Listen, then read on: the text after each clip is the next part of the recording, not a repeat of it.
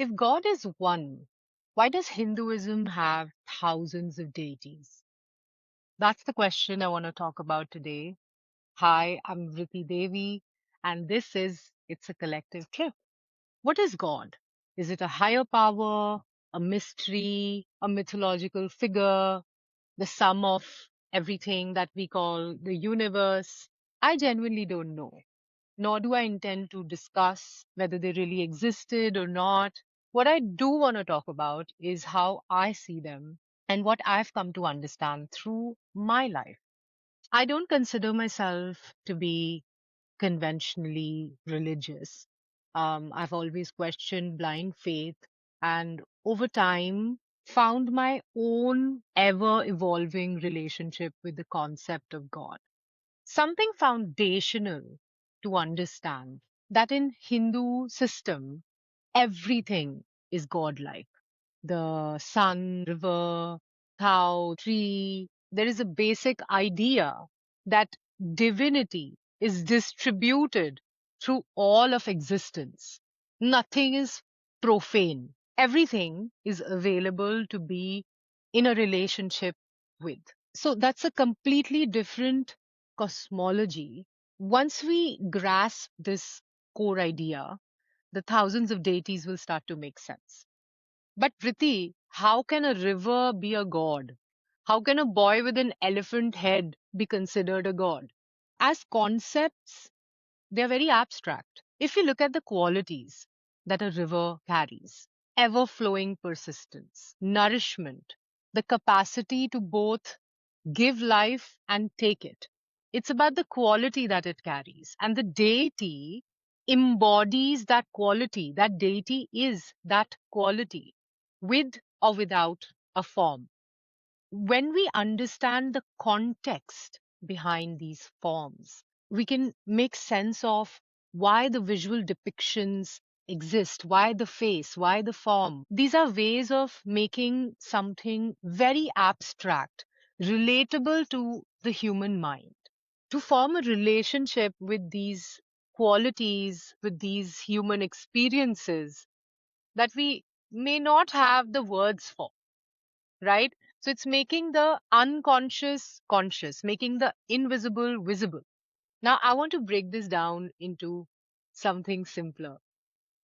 We are some odd 8 billion of us, all different lives, even different ways of understanding what all of this even means.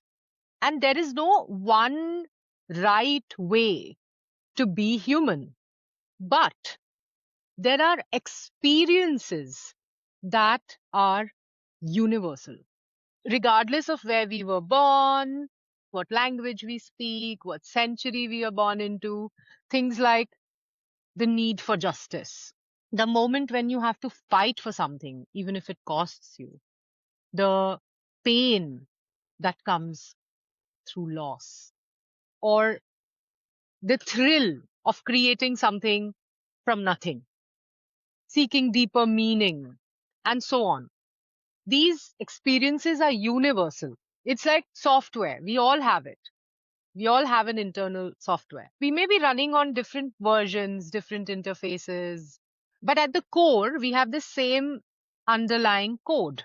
So these recurring human experiences or patterns are what I see as archetypes.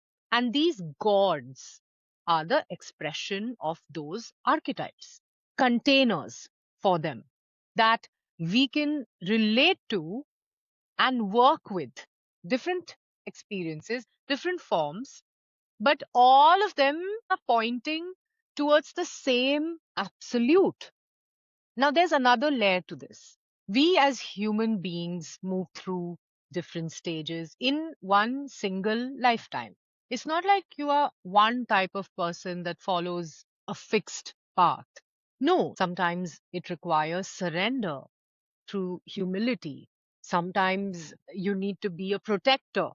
Sometimes you need the unflinching, raw fullness of the sun, right? Sometimes you need the quiet, cooling, illuminating qualities of the moon. Sometimes justice, sometimes service, creation, gaining insight. There's a plethora of moments and experiences.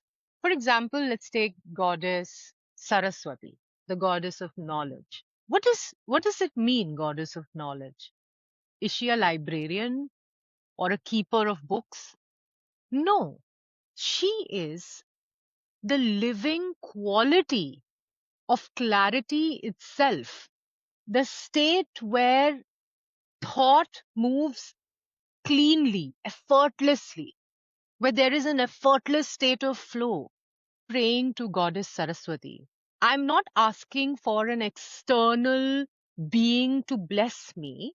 I am directing my attention towards a quality that already exists within me as a possibility. So, what's to note here is that I'm not downloading, I'm activating. Okay? She's the reference that I'm aligning myself to.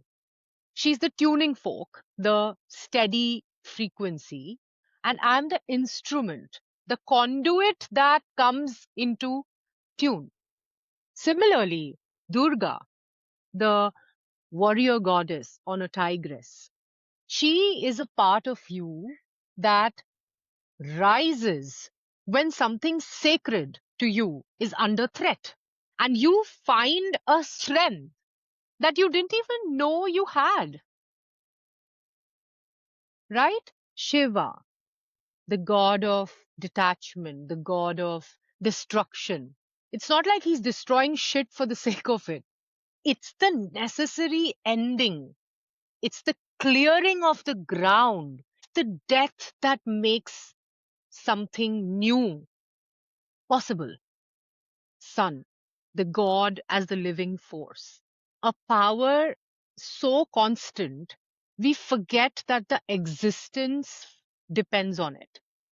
And it doesn't stop at the human or celestial form of gods.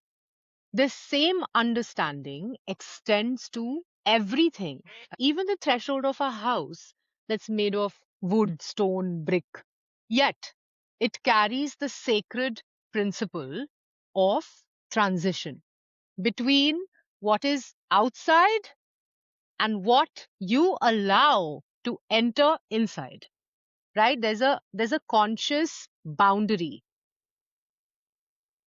We are always directing energy, consciously or unconsciously. And these form simply make that visible, turning something automatic into something intentional.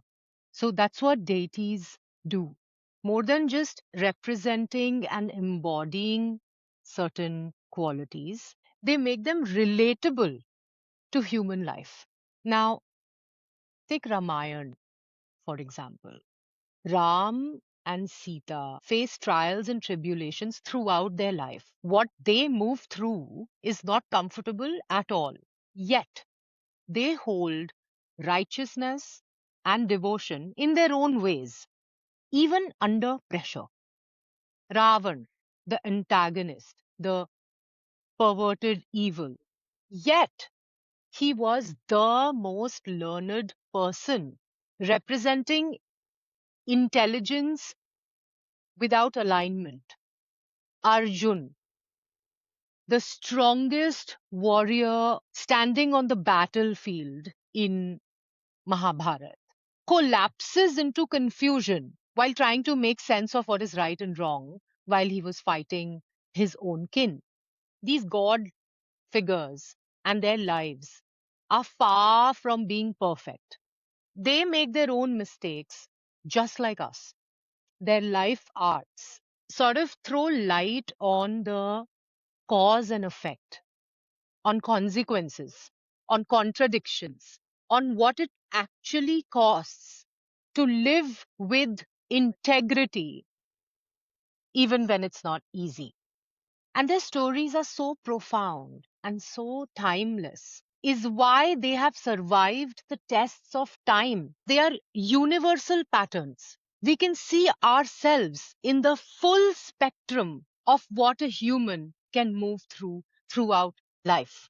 The system is relational by design. It meets people where they are. There are times where I simply want to pray to some feminine embodiment of God. Okay, it doesn't matter whether it's Durga or Kali or Lakshmi or whoever, but I need that empathy of a female power. So, why this matters is that their presence has given me a way to recognize that feminine presence, a visual language that my mind understands.